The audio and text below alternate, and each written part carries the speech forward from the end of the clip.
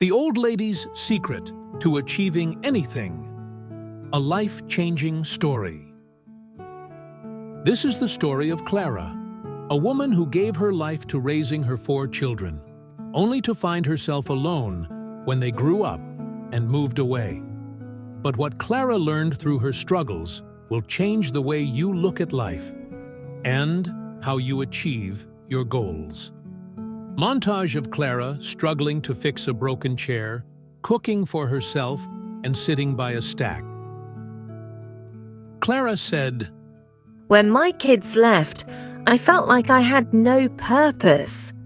I spent my days dwelling on the past, distracted by regret and loneliness. But one day I realized I still had dreams. I still had me." Clara pulls out an old notebook from a dusty drawer and starts writing.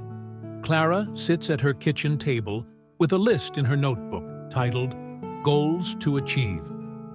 Clara wakes up early, paints, learns to play the piano, and grows a small vegetable garden.